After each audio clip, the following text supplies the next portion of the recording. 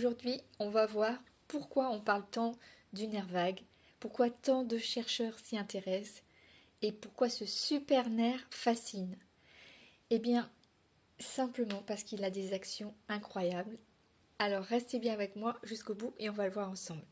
D'abord, quand on traverse du stress chronique, une fatigue persistante, une maladie inflammatoire, des troubles digestifs bien sûr, et de l'anxiété, voire un épuisement émotionnel, on entend très souvent parler de ce fameux nerf vague, parce qu'effectivement, il a une action dans tout cela, et il peut empêcher d'avoir tout cela. Et ce n'est pas un hasard, parce qu'aujourd'hui, les neurosciences découvrent à quel point ce nerf joue un rôle immense dans notre équilibre intérieur, c'est-à-dire l'homéostasie. Alors, je suis Myriam Lumine, hypnothérapeute, coach en biorespiration, et je développe aussi une autre chaîne que celle-ci qui s'appelle VEMH-SAR, c'est-à-dire pour la vitalité, la minceur, l'hormèse, etc. et la régénération. Donc, il agit, ce nerf vague, sur la respiration, bien sûr. Et on sait que la respiration joue un rôle fondamental sur le stress, sur toutes les fonctions de ralentissement. Alors, je vais vous expliquer à quoi il sert parce que c'est un peu... déjà, il part du cerveau, comme un arbre. C'est-à-dire qu'il a des branches, il part à l'intérieur du cerveau ici, et il a des branches qui descendent ici. Et il y en a un petit peu derrière aussi. Donc, il va irriguer, il va nourrir ce nerf, puisque c'est un nerf crânien qui parle de la tête, il va nourrir les organes.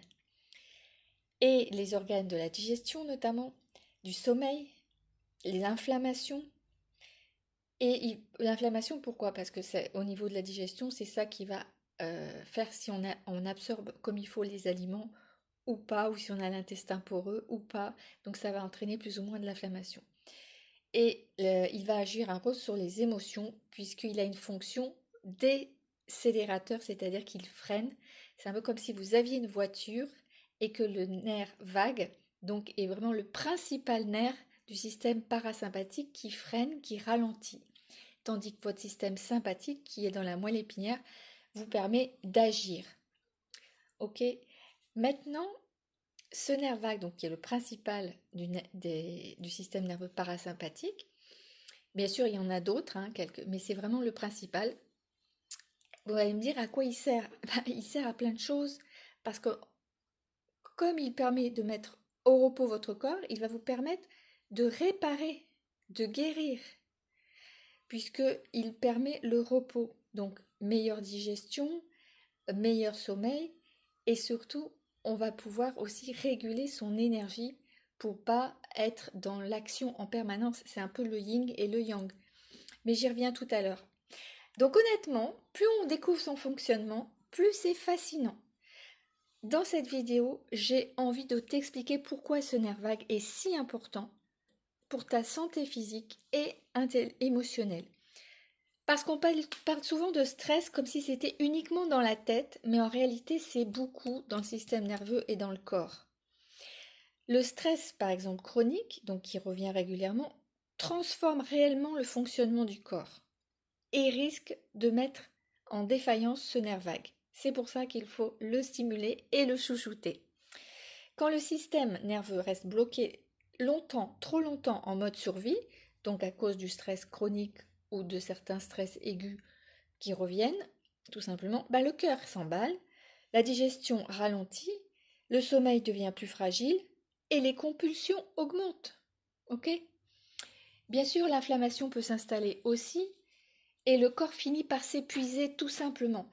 Et c'est justement là que la nerf vague intervient, pour calmer le jeu, pour permettre à ton corps d'avoir du temps pour se restaurer, pour se régénérer, pour s'auto-guérir en fait. Donc le nerf vague, c'est un peu comme l'autoroute de communication entre ton cerveau et ton corps. Alors il y a des nerfs qui descendent, on appelle ça les nerfs afférents, et il y en a d'autres qui remontent enfin, il y a des réseaux les informations remontent des viscères vers le cerveau. Et non, je me suis trompée, c'est efférente. Donc celle qui remonte, c'est afférente. Et il y a 90% des informations qui remontent, donc qui sont afférentes. Ça veut dire que quand il y a un problème au niveau de tes organes, que tu digères mal, etc., l'information, elle arrive directement à ton cerveau. Alors ton cerveau, il ne sait pas trop quoi faire avec, tu comprends. En tout cas, il va justement agir grâce à ce nerf vague. C'est vraiment sa baguette magique. Et c'est pour ça qu'il faut en prendre soin.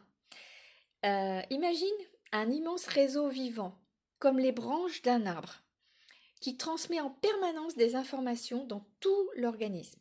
Ben, c'est un peu ça, c'est un peu un arbre vivant qui permet de donner toutes les informations à ton organisme. Et ce qui est incroyable, c'est que 80% des informations circulent vraiment du corps vers le cerveau. Donc si ton corps parle en permanence vers ton cerveau, eh bien sache que ton cerveau écoute tout cela en continu. C'est pour ça que c'est important aussi de calmer ce cerveau. Donc d'où l'intérêt de faire des choses pour calmer le mental. Le nerf vague joue un rôle majeur dans ce qu'on appelle le système nerveux parasympathique. Donc c'est vraiment le mode de récupération, de réparation, de digestion pour permettre justement que tu absorbes mieux les aliments et te donner de l'énergie. Donc c'est vraiment la base de ta vitalité et de ton métabolisme. Et c'est la base de l'apaisement. Sans apaisement, si tu imagines que tu es une voiture et tu ne peux pas freiner, bah, qu'est-ce qui se passe si jamais tu dois t'arrêter? Parce qu'à un moment donné, tu ne peux pas toujours être le pied sur l'accélérateur. Donc si jamais tu dois t'arrêter, mais que ton frein, donc ton nerf vague ne fonctionne pas suffisamment, tu vas pas pouvoir freiner comme il faut. Donc soit tu vas avoir un accident, soit tu vas prendre le frein à main, tu vas faire et à ce moment-là, c'est ce qu'on appelle le malaise vagal. Le malaise vagal, c'est ça, c'est quand le corps, le système nerveux freine, mais d'un coup, parce qu'il n'a pas pu le faire avant, pour une raison X, le nerf vague n'a pas pu jouer son rôle, et là il se rend compte qu'il y a un emballement de la machine et du système nerveux, donc on freine complètement. Et donc il y a un malaise, on appelle ça le malaise vagal, qui peut avoir une perte aussi de connaissance, bien sûr. Beaucoup de personnes savent ce que c'est. Tu peux aller regarder sur internet malaise vagal, tu verras. Mais en gros, c'est vraiment quand il ne peut pas faire autrement, ce nerf vague. Sinon, c'est lui qui agit bien en amont, avant le frein à main, puisqu'il est là simplement pour freiner, accélérer, que tu puisses avoir le temps de voir le paysage, de voir les piétons et de ne pas les écraser, évidemment. Donc ça, c'est une petite métaphore, mais c'est important de comprendre qu'il est vraiment comme un copilote qui te permet de freiner tout ton système nerveux. Sans lui, on se rend constamment le pied sur l'accélérateur, et donc c'est un frein intelligent, mais c'est pas un frein qui bloque. Là, l'histoire du frein à main, c'est exceptionnel, hein. Le malaise vagal, c'est quand même assez exceptionnel. Mais donc c'est un frein doux, ce nerf vague, qui va aider le corps à ralentir au bon moment pour que tu puisses récupérer. Et cela explique pourquoi beaucoup de personnes stressées ressentent des troubles digestifs, des palpitations, des tensions, des compulsions sucrées notamment, un sommeil léger, la fatigue chronique évidemment, et une hypersensibilité émotionnelle. Ça, c'est un signe aussi très fort. Donc ce que les chercheurs découvrent aujourd'hui, c'est vraiment passionnant, c'est que ce nerf vague semble impliqué non seulement dans la régulation donc de l'inflammation, la santé digestive, l'équilibre glycémique, le microbiote intestinal et la santé mentale. Et on dirait même que certaines formes de dépression peuvent être liées à ce nerf vague. Donc ce n'est pas juste un nerf banal, c'est un véritable chef d'orchestre qui vraiment est là pour notre équilibre intérieur. Et la bonne nouvelle, c'est qu'on peut naturellement soutenir son fonctionnement avec des exercices simples et en comprenant ce qui nous fait du bien aussi. Donc, on peut agir sur la respiration lente ou d'autres formes de respiration parce qu'il y a tout un panel de respiration qui agissent à la fois sur la santé, sur l'hormèse, c'est-à-dire la capacité de notre corps à s'adapter à son environnement, Et donc, il va agir sur le chant, il va agir sur ta voix va changer en fonction de ton état et de ton nerf vague, la cohérence cardiaque qui va changer, et notamment la variabilité cardiaque, l'exposition donc au froid doux va effectivement, ça c'est ce qu'on appelle l'hormèse, modifier son comportement et le rendre plus stimulant, donc plus fluide. C'est ça qu'on cherche en fait. On cherche à le rendre plus fluide, qu'il puisse agir à chaque fois qu'on en a besoin. Et donc, on soutient aussi son fonctionnement si donc on s'expose parfois à des choses dans l'hormèse, donc le froid, mais aussi si on est dans la sécurité relationnelle. Donc si on a des relations qui ne sont pas sécures, ça va déstabiliser ce nerf vague. Et l'inverse est vrai, si notre nerf vague est déstabilisé, on va avoir des relations qui sont moins sécures parce qu'il va être bloqué, donc on va agir qu'avec la branche dorsale. Et puis bien sûr, le sommeil, hein, la qualité du sommeil va impacter considérablement le, le nerf vague, tout simplement. Si tu digères bien, aussi, ça va l'impacter puisque ces informations remontent au cerveau. Donc, il va agir sur la réduction du stress chronique. Et tout ça, ça influence directement ton tonus vagal, on appelle ça. Donc, le tonus vagal est lié au nerf vague, évidemment. C'est lui qui contrôle ça, qui crée ce tonus.